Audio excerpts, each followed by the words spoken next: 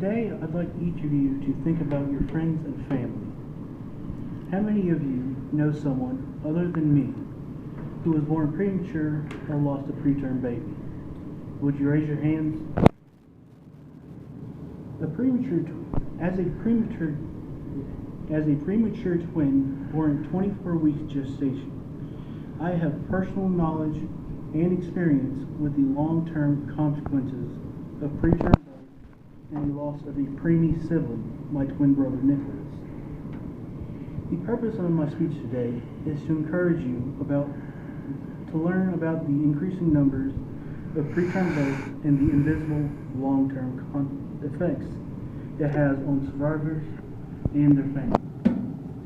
By learning about this issue, it can help you or someone you know or someone you care about avoid experiencing this, help you interact and understand children and adults who are impacted by prematurity, and finally, enable you to advocate for improved prenatal care and education.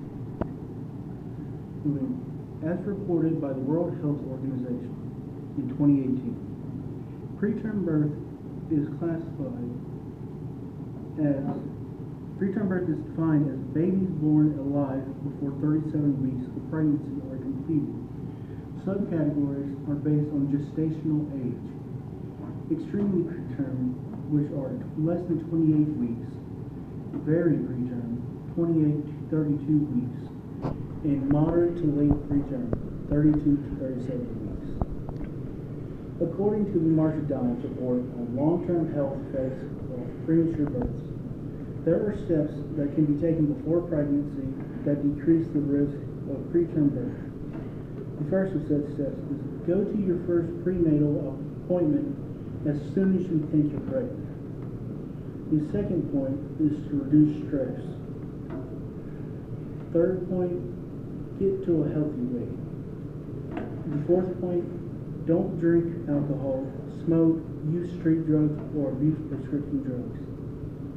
The fifth and final point is to get chronic health conditions treated, such as high blood pressure, diabetes, depression, or thyroid problems. Premature children and adults require extra effort in communication and behavioral cues. Once again, the Marsha Dimes identifies the following areas of consideration. The first being problems learned. Second is difficulty communicating with others. The third point is trouble getting along with others.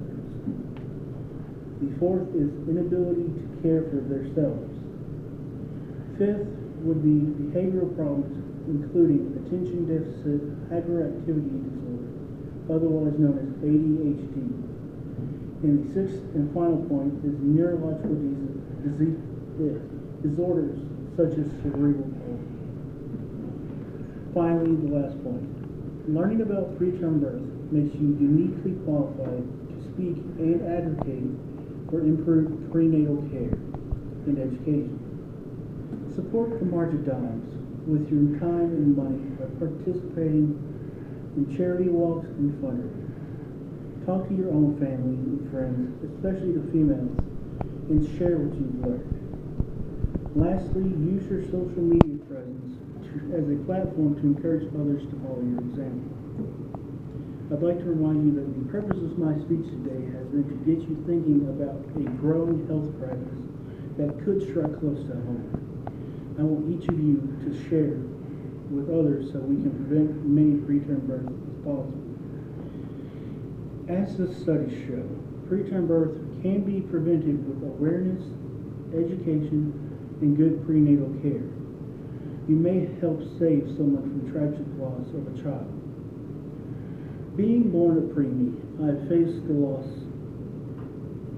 of my twin brother. Lived on oxygen and apnea monitors as a newborn. Spent 4 months in the neonatal intensive care unit before I could go home with my family. Dealt with ADHD as a child and now still as an adult.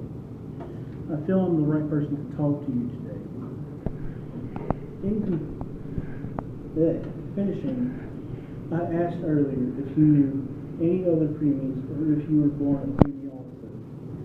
Now think about your future children or grandchildren. With this short overview, don't you feel the need to share with those you love who may be planning a pregnancy or are currently pregnant? I've barely scratched the surface of this topic.